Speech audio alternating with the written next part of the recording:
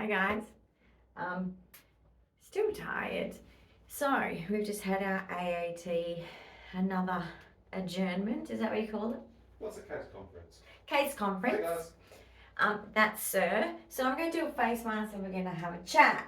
So we did that this morning, and yes, I spoke for myself today. And guess what I said to Mr. Michael, the dude from NDIS? Hang on, that's my bed being a drama queen. 2 seconds. Willow is talking to me. Yes. I know. I don't like it when my bed beeps either, but it's in case I fall out or have a seizure and fall off my bed. Okay, so what was I saying? Right, so, hang on, that's not going to work. We're talking about Michael. Mr. Michael, Mr. Michael. Mr. Michael just got absolutely, just corrected nicely. Boop. Yeah, that's correct. Corrected him nicely because, you know, they rolled over my NDIS funding. And, you know, because there's been significant change and they took like a year to acknowledge the 22Q because they're dodgy bastards. Which I didn't realise. It's all because I'm more money if you have like a genetic syndrome that's so severe. Well, seeing as though I suffer the severeness of the severe syndrome, yeah, I should get all the needs that I need and be able to afford it, not worry about not affording it. But Mr. Michael, he's like, yeah, we rolled it and it costs us so much more money when we do that. And I'm thinking, why'd you roll it then? You've been rolling it since I started. Anyway, I didn't even know what it all means, but it's just, what I do know it does is when they rolled it, instead of just starting again, your goals change. Well, for some of us, like me, massive change in diagnoses, okay? Big change. Meaning, I don't know if anyone's been following me long enough, I'm getting more and more expensive apparatus to stay alive, to stay well, quality of life, all that crap. It's costing more. Duh. That's why your whatever you've got gets a certain funding. So it's like they conveniently didn't change it for a year. Lost paperwork 5 times. Lost paperwork. That's the government's way of saying, not looking. And then, so he says today, well, we only start again when it's an extreme change. And I'm like, I said to Matt, you know, in the background, I'm like, let me say something before the team wraps up and gone for the day. So I said, oh, hang on, you're in the way of getting a flannel. So I said, all right, so it was my turn to speak, right? Matt introduces me into the group to speak. Felt very important. No, it was just nice to be able to speak, even though I'm like, when you're not well like me, you feel just brain fog. So basically I said, well, Michael, it's interesting that you say that because my changes of diagnoses has been extreme. He used the word extreme, so I used the word extreme. You know, I did the mirroring thing. I learned it in a book. Anyway, so I said to him, yes, I've had an extreme. I kind of raised it a bit. Oops. I'm autistic. I'm a bit blunt. But it's like I've had an extreme change. Significant. So, just wanted to say that. No, everything was silence. And I was like, no, at least my lawyer's hearing this. And she'll probably be like, well said. Because they're just plain stupid. They're playing it, okay? I'm autistic and I know that, all right? They're playing stupid. You can still hear me. Don't worry. Stop having separation anxiety. Oh. Sir, I need your dark linen flannel, because men like their colours of things dark. Because my mud mask, it's going to make a bit of a mess.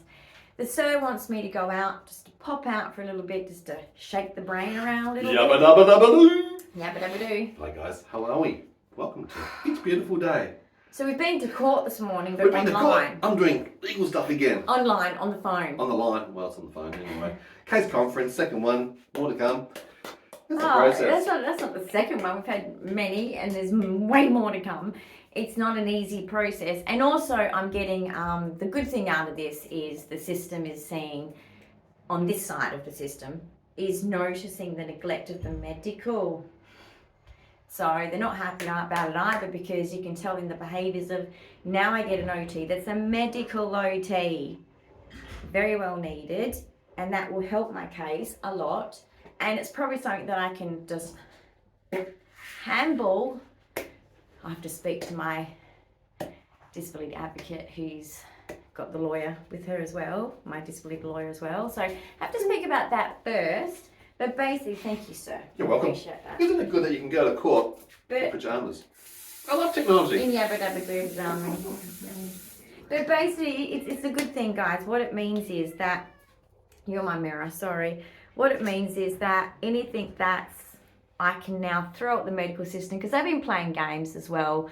And once again, it's you can't take it personally, even though it feels very, very personal. It's about money. They don't want to pay the money. And when you have a genetic syndrome that's rare, it's very easy for them to ignore it, because you'd think that because it's so serious, because every rare genetic syndrome is serious, all of them, right? But because it's rare and we all have different names for them, we're a minority. And when you're a minority, you get left out of everything. Okay, doesn't matter what minority you might be in. Look at our First Nations people.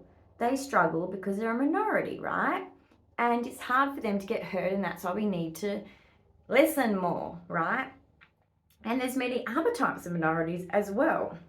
You can be a minority for other reasons as well, but I won't go into that because I'm getting a bit educational now. Right, so it's a good thing. I get it independent through the AAT OT medical. Which is wonderful. I'm very excited for, because it is a proper look at, had a breath, sorry guys, my heart is not good, doing good. So it's good. I get an independent medical, which is wonderful, which is overseen by my lawyer as well, which is wonderful. And also I'll be speaking to my disability advocate more and having more meetings, and if there's anything legal, then my disability lawyer will be informed. So I've got the right people following my situation, so it's not over. It's only just beginning, unfortunately. And it's really actually annoying, because I'm in my syndrome, trying to make sure I get every little nook and cranny.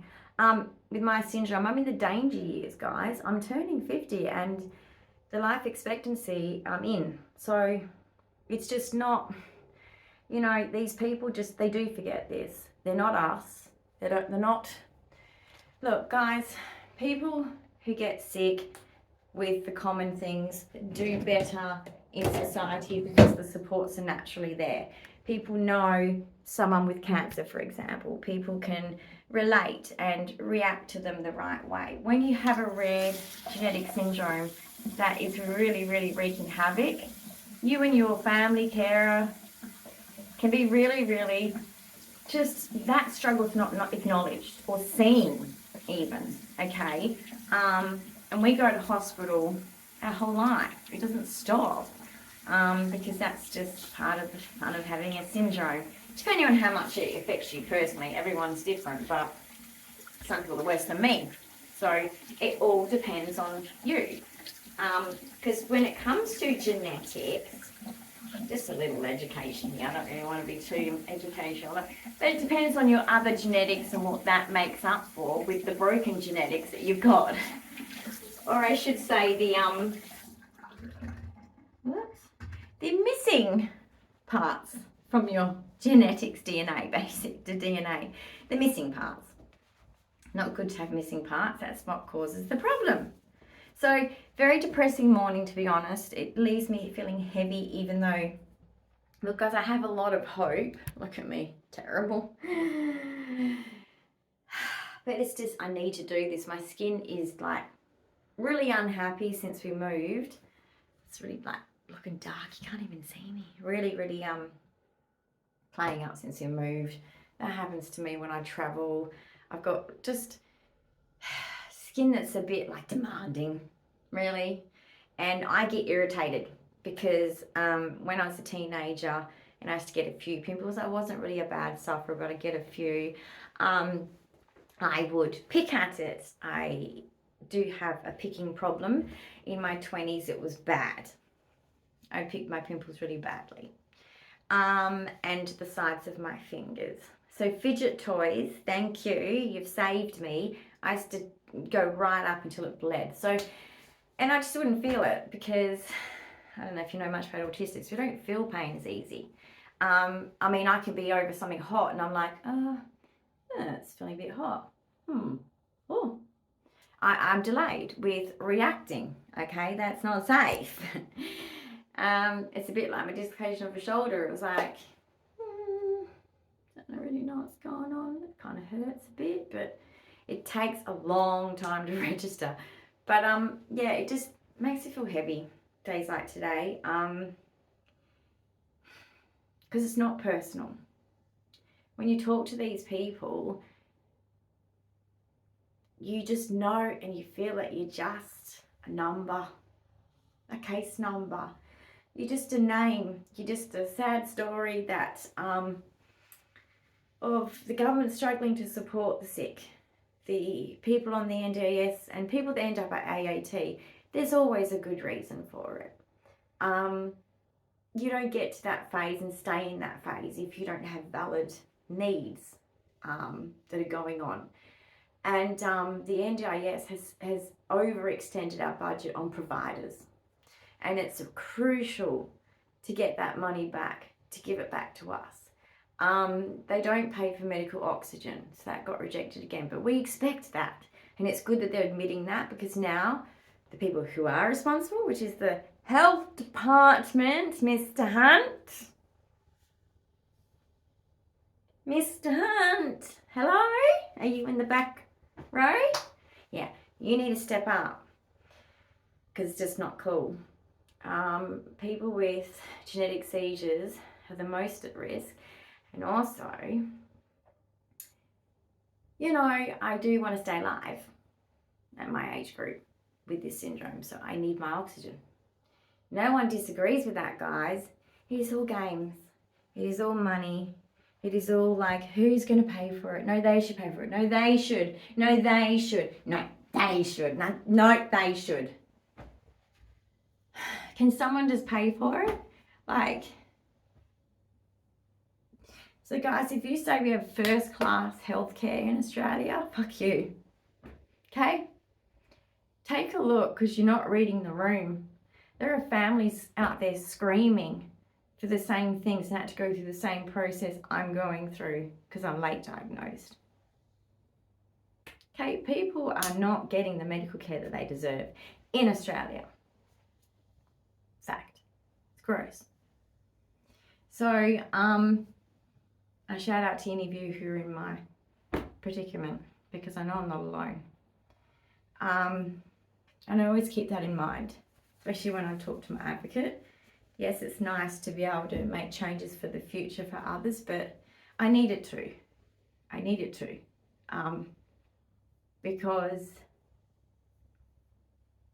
I don't know how to explain it. It's like, you know, ever since I was a little girl, I used to be like, I'm not going to be old. I've always known it. It's really weird. I just know that I don't have forever. And it's really hard to spend your days fighting for what is for a disabled person with this disability, for basic needs. I've got my seizure detection device coming though, as in it's been approved and it's on its, well, we can get it on its way and go through all of that. So that's wonderful. But yeah, still fighting for the oxygen because I'm being neglected in the medical sector, which my disability advocate's working on, and the lawyer. So, but that takes a long time. Takes a long time because there's a lot of proof. There's proof, the receipts. But I have the receipts. It's just, you know, when you have your receipts and you do all these little ways of stocking them up when you have a business, and then you go to your accountant, you go, oh, I've got to get prepared for the accountant. Oh shit, I've got crap everywhere. It's kind of like that. It's like I've got all the evidence. It's just you got to gather this shit. That takes hours. Takes hours.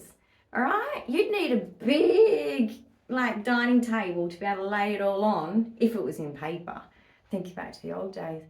But now it's actually kind of harder because it's digital and it's like, oh, where's that email? What even year was it? You know? You don't expect to be in a position to have to keep things for legal, guys. You're just not. People just don't, we're not in Australia. We don't operate that way. We don't expect that we have to go legal on people. It's so new to Australians that it's just stupid. But you just don't think you're going to need it legally. But, you know, Australia's doing so shit, Mr. Albanese, that we need it now. It's funny because it's like, I have a genetic disorder that's 99.9% accurate. And I was diagnosed with the symptoms, which are diagnoses, before I got told I had it.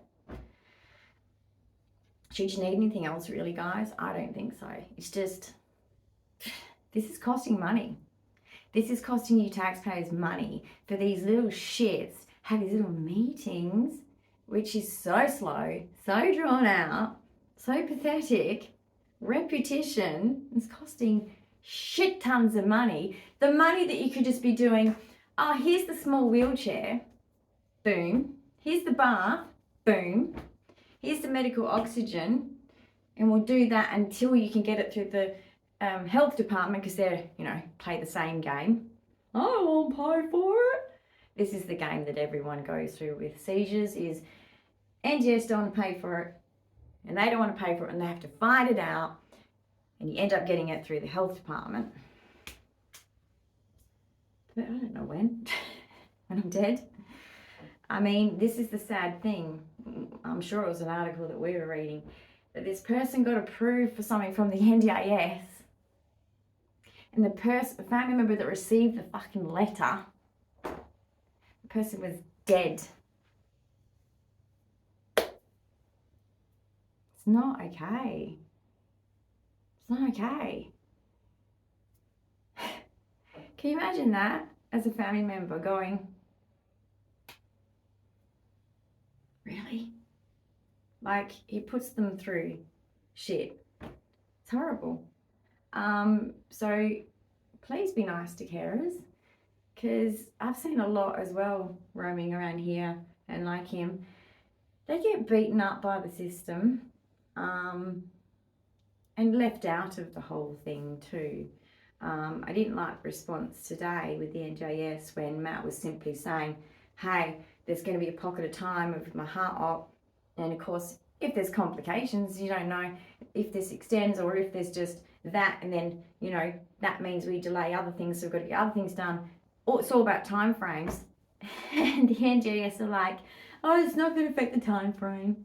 Nah, it's all good. It's like, you're just so callous, like so callous, because the reason why you fucking went to hospital recently, the reason why they had to speed up the operation so quickly is because of you, NDIS. The fucking stress. So when he gets bruises from lifting boxes, right, and he gets bruised easily because he has a blood thinning medication to keep him alive for his heart he has to take, and the bruising from picking up the boxes because the removalist company were fucking assholes. Yeah, that bruising caused the clot to go once again through the heart into the kidney. Boom. Direct reaction to, not a correlation, a direct reaction to the move. And that's the response. It's just, and when Matt actually presented it earlier saying that the move caused significant health concerns and problems for both of us.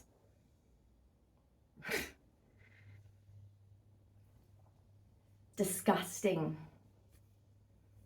I'm disgusted. So it's just a gross feeling. It's going to be hard to shake off today. Tomorrow will be fine. But Australia, fuck off. This isn't good enough. Like, it's like pulling off a band-aid slowly. There really should just be a court case that goes daily. You just get it over with, right? Because it's torture. But I'm just at the point where it's like, you know what? I can't be bothered fighting for my rights anymore. Just can't be bothered. It's like, I guess if it's my time, it's my time. Because, you know, you think, I was saying to Matt the other day, if I was born in a different era, I wouldn't be alive. So I should be grateful. Because think about it, if I was born in the early, mid-1900s, probably wouldn't be here. I know I wouldn't be here. Because I don't know when humidity cribs came in and neonatal and all that came in, but I wouldn't be here. And then going to 3 years old, I wouldn't be here. So, I guess there's that. Turning 50. So, guess you gotta look at the bright side. Yeah, I know. I'm stretching, but you know, it's true. It's fact. But basically, yeah, so today I will do better activities to wrap up the day because what a sucky day. But I'm having to do my skin because otherwise I'll just start picking at it. Anyone else got that stim or had that stim as a child before fidget toys came along and made our life so much better? Still waiting for my swing. Swing people, where are you? I was about to say, I want to get swinging, but that sounds really wrong. In the adult world, it means something else. Autistics, you don't even, just know it's thing. You don't even want to know. Just, what's wrong with people? I think they're getting it wrong. I don't know what they're missing. It's not really that hard. But anyway, I don't know. But yeah, my swing's not here and I'm waiting because some of these little stressful moments, like just now, yes, I have to do this, but I'd be on the swing. Notice how I haven't stopped moving? When you've got 22Q, not only do you have autism, ADHD, but I have anxiety and fear. And this is a innate thing that 22Qers have, is a fear built into us. And anxiety. So I can have the biggest toolbox in the world, the best quality, the one that costs the most, like Sir's tools that I bought, German tools. I still have to go through it. And I tell you what, the anxiety I'm good at, because my ADHD can manage that. But fear, guys, it's up there with horror films. You know, when you're a kid and or a teenager and you see a horror film and you think it's really real and you don't realise the separation of it's just a movie. Yeah, I suffer that. And even at my age. So it's a real sucky part of 22Q. And there's not much of the psychological part that affects me, which I'm lucky, except if I take certain medications, I can go into psychosis, absolutely. It has happened. And basically, the fear and anxiety though, yeah, that's definitely part of it. That has come into my life since I was my mother. I was scared of everything. I had many phobias. I was very anxious and I was very like clingy and separation anxiety and scared of everything. So basically, you know, scared of the dark, scared of spiders. Yeah, so it's a big part of it and it really sucks because I can't get rid of it. So when there's other stresses going on that create anxiety to anyone, I still have that to contend with. So it just sucks because there's so many smart asses out there that think they know psychology and say that you can get rid of it. You can't get rid of anxiety even if you're a normal person. You're meant to have it. You're meant to learn to live with it, actually. So I do and have learned to live with my fear and anxiety, but I'm just saying the discomfort of the fear, it's a bit like complaining about a migraine. I'm complaining about it because I have to go through it. And when you go through this kind of instability of moving house, AAT, and your future's unknown and scary, and you've hit your age group of, your syndrome, and you're just like, wow, life's getting really real. Didn't think I'd be facing this until I'll be you know, 70 or something and going, better write a will for the kids, you know. Just not what I expected my life to be. I didn't have enough time to prepare for that. I think that makes a difference. Now, I think it's a blessing in some ways, but in other ways it's not. And so, yeah, the fear has been a real tricky one. So you need 22 cures. I know there's a few that watch me. How do you manage the fear component? Because I think I do really well, because there's nothing you can do to get rid of it except for ride through it, get to the other end and go, oh, that was horrible. That was crap. But I don't know. It's just, it is so not fun looking at your life and going, it feels like a horror movie. So, yeah. That's one thing that psychology pisses me off with. That's why I love Jordan Peterson. Please look him up. Please check him out, guys, because he's actually lost his license and he's very upset. He's a professor, okay? But he will not stand for the shit that's going on. And he is, now of my way of thinking, woohoo! You cannot look at the individual and go, you doing everything wrong, when the society's doing everything wrong. It's like, why are you blaming that one fucking person who's a victim of society? We're all victims of society.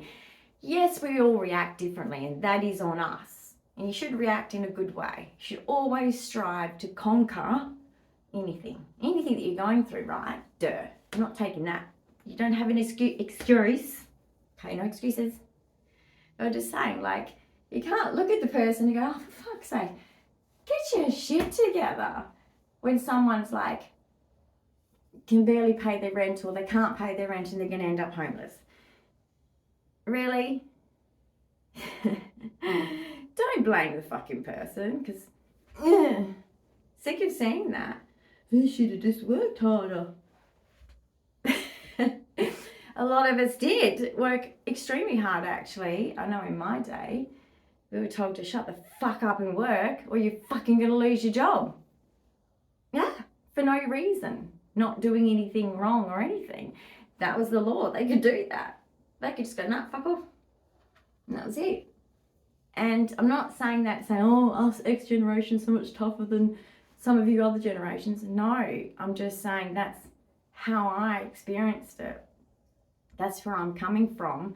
And I can contribute my opinion, and yours is valued because yours is going to be of a different opinion because you're a different generation.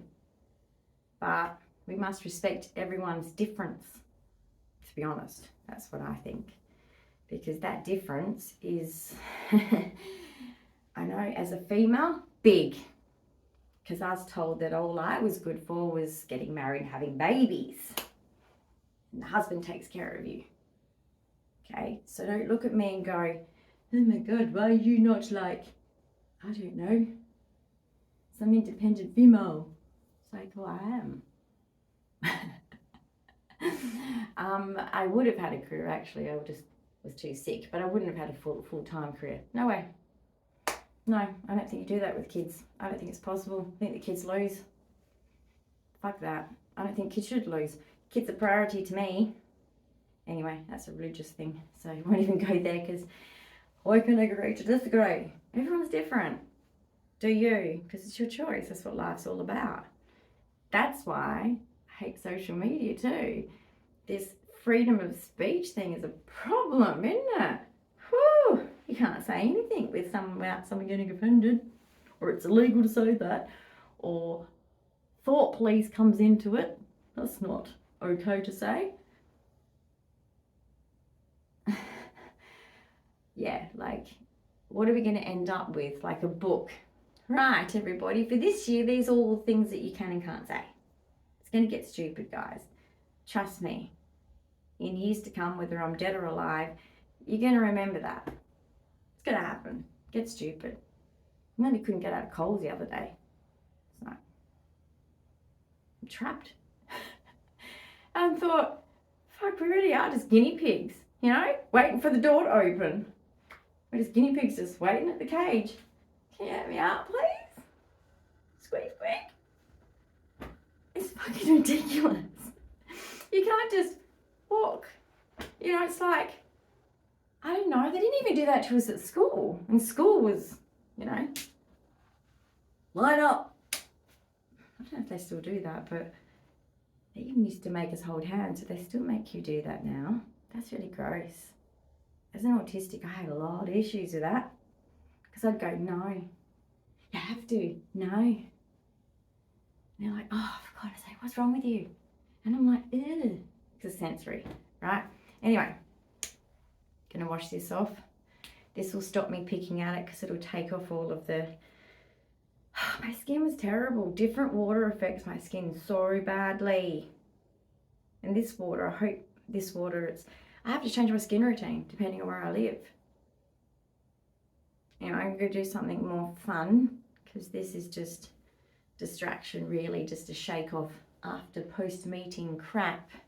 But anyone else, if you're going through AAT or you're wanting to do it, absolutely, your rights are your rights, and they're making everyone do it really anyway, let's be honest. They're just making it a regular thing. They try and pretend like it's not, but it actually is a regular thing. Everyone ends up going there that has actual real complex care needs. So just do it, and if you need advice from us, basic questions we probably can answer. Some things we can't, because you know what, when you're dealing with the government, they change their minds. If there was a female that changed their mind 1,000 times more, that's the government. They change their mind every 15 minutes. They're like, oh, hang on. No, that's changed now. Now it's going to be this. No one can keep up. It's kind of on purpose too. It's on purpose. Anyway, designed to be broken. Designed to be broken. Was not designed to work. It was designed to be broken. And stop blaming participants. Blame the providers. They've been triple dipping. They've taken a lot of money. Private sectors, people on income, people with companies, stealing your taxpayer money. I'm not getting the benefit.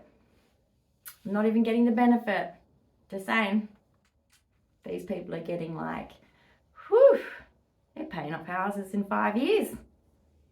You should be pissed. Anyway, sorry to bring you the news. Am I wrinkly now? See, I'm turning 50. I've earned this, okay? And this ageism thing, ladies, don't say those things because one day you're going to get old. Just don't say it, because you're actually self-deprecating, because what you're saying is if you end up with wrinkles, you're not good enough. Or that's gross. I should prevent that. Like, just stop. Like, seriously, you're beautiful no matter how old you are, what size you are, okay? It's all about how you look after yourself. That's what I think. Anyway, love you all. Live your best life. Catch you in the next video. Bye.